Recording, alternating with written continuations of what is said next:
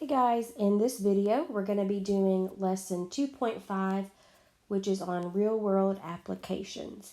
And before we jump into the examples, let's look at how to actually come up with the functions. That's usually the biggest hurdle that students find when doing these problems. So if you think back to Algebra 1, you learned y equals mx plus b. That's the equation of a line. And all of the examples that we're going to be doing in here follow this format somewhat. And so when you're writing out your functions, you're going to be filling in a blank and some number with the variable. So notice how this second one has the variable with it. Kind of switched around your b and your mx. So the first number, you're looking for maybe a flat rate or an initial fee, something, some amount or some number that's not going to change. So it doesn't matter, if you're talking about a cost for a number of hours, it doesn't matter how many hours that part of the cost isn't changing, or something similar. The number that goes with your x, you're looking for like the word per. That's your hint. Or a percentage. Those numbers go in front of your x or whatever variable you're using. So the first one, Owen paid a landscaping company $108 for an initial lawn treatment, then $74 per month thereafter. So number one says to write an equation, and it tells us to use C of t. A lot of times we won't use f of x. For example, the C could represent the cost, whereas t is the time, so the number of months. So we're writing C of t equals something. And so this is a T there at the end, not a plus sign. So the first blank, that's going to be kind of any initial fee, which we know is $108. It doesn't matter how many months he uses it. If it's 1 month, 2 months, he basically had to pay $108 just to sign up, just to start service. And then it's $74 per month. So T is your number of months. Let's put that there.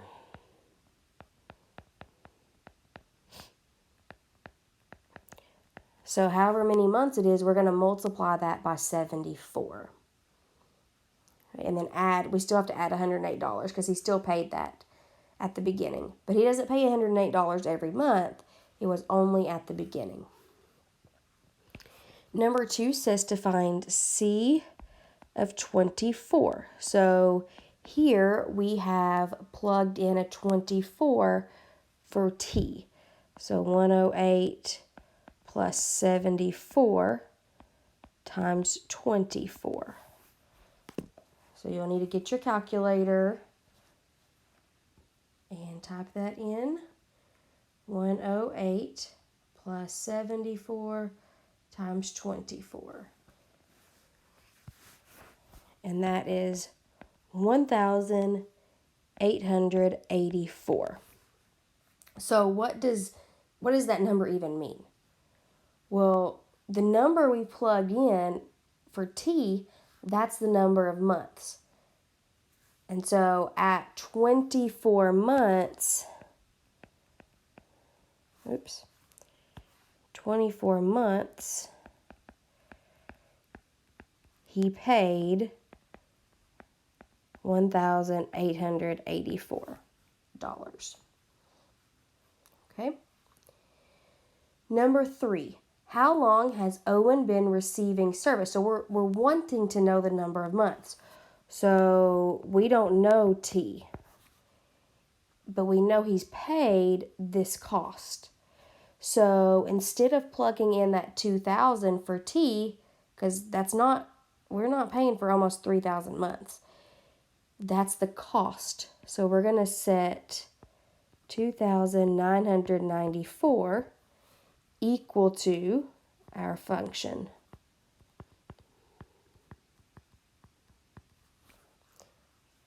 And then we have to solve this. This is a two-step equation. So we subtract 108 from both sides.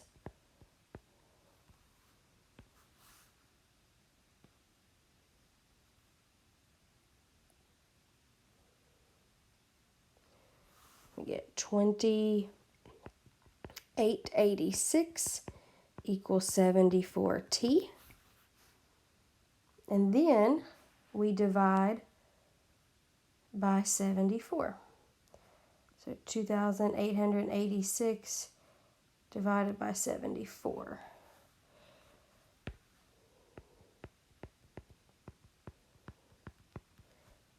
And we get 39 equals t. So after 39 months, he is paid almost $3,000.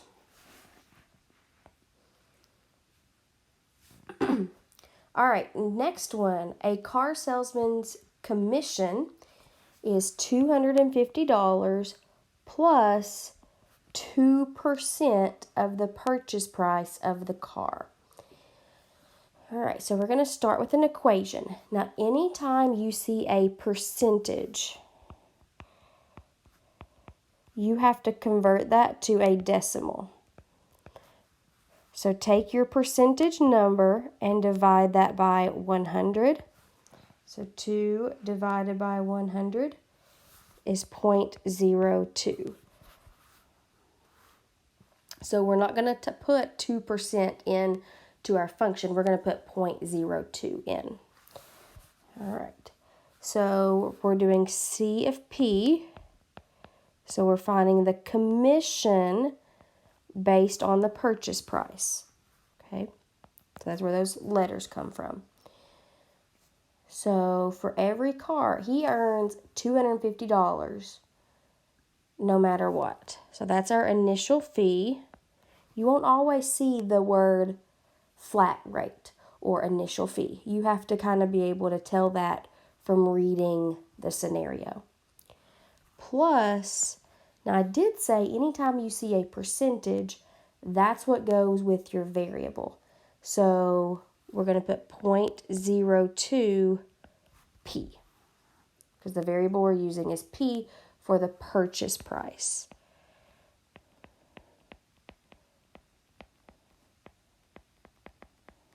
And this is the total commission.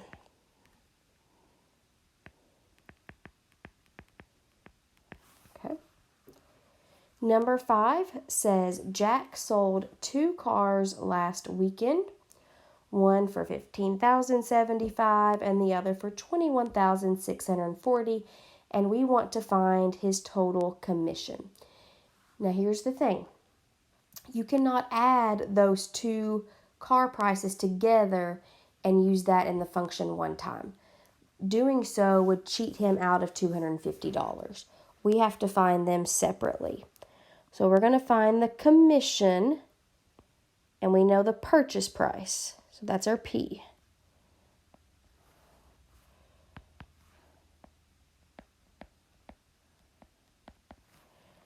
So 250 plus, and I'm running out of room, 0.02 times 15,075. All right, so type that in your calculator. 250 plus 0.02, and then in parentheses, the purchase price.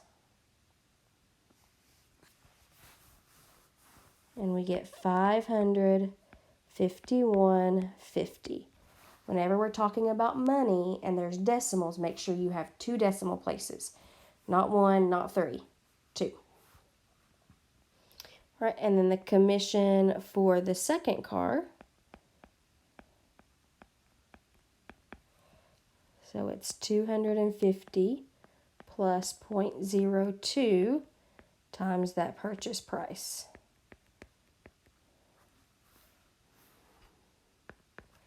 So we're going to put 250 plus 0.02, and then in parentheses 21,640, and we get 682.80. And then the total commission would be those two added together. So if you add those two together, we get 1,234.30.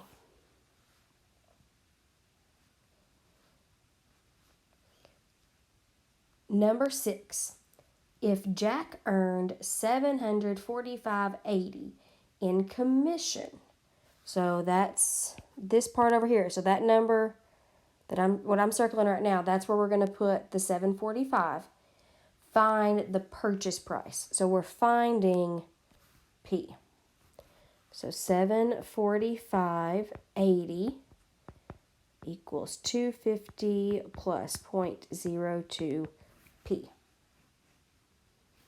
Again, this is a two-step equation. So we're going to start by subtracting 250. You always add or subtract the number that does not have the variable first.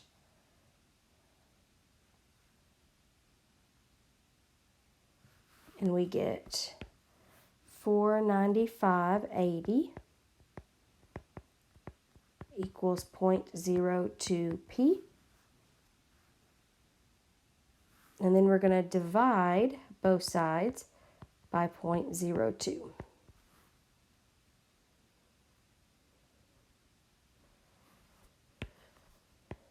And we get 24,790.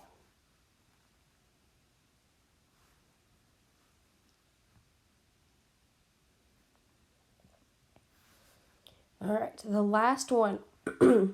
A local boutique offers a 10% discount. So discount, 10%. If you check in on Facebook.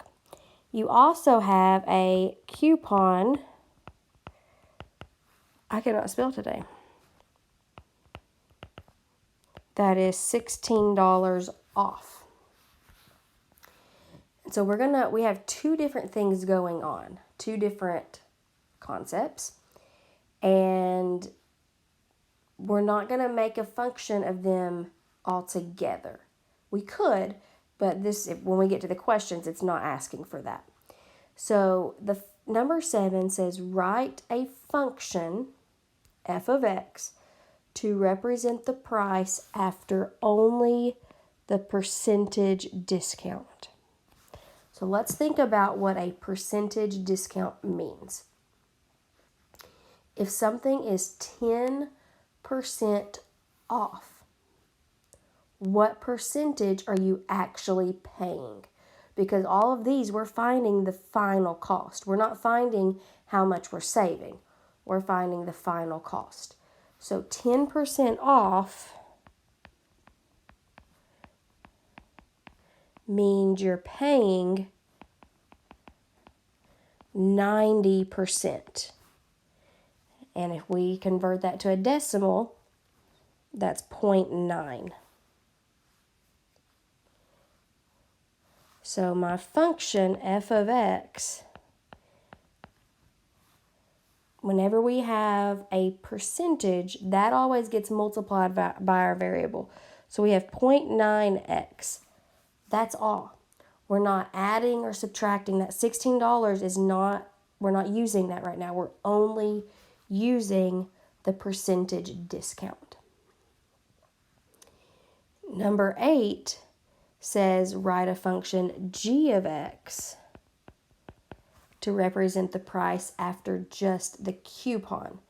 So whenever you have a coupon or just like a gift card or something, you take your cost, which is x, and you just subtract that number. So there's actually nothing being multiplied by the x. We're just subtracting 16. So number 9 says, suppose you pick out 3 shirts, a cardigan, and a pair of leggings that cost $89.50. Find the final cost if the coupon, that's the $16, is used before the discount, the percentage. So we're doing g of x first, the $16. So we're going to find the cost. We're going to use g of x. So that's $89.50 minus 16. So if we take the subtotal, so how much all of our items added up to be, we're going to use the coupon first. So $89.50 minus 16 is $73.50. So that coupon got us down in price a little bit. And then we're going to use the percentage discount, which is f of x. But we don't take the percentage off of the 89. We take it off after our coupon, $73.50. So 0.9 times $73.50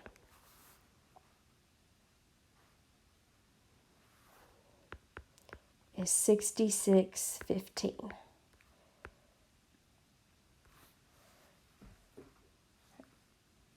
Number 10, we're going to use the same scenario, but what would our cost be if we did the discount, so the percentage before the coupon? So we're going to switch and do f of x first. So we're going to do f of $89.50. So 0.9 times $89.50. So we're taking the percentage, we're taking 10% off first. So 0.9 times $89.50 is $80.55. And so once we've done the discount, then it's asking us to do the coupon. So we're going to do g of x. So we're going to take $80.55 and subtract 16. Whoops. And it's $64.55. So the cost was a little different depending on which way you do it. So you have to read carefully to see if it's using the percentage or just the straight money off first, because it does make a difference. If you have any questions, feel free to email me or ask me. Have a great day.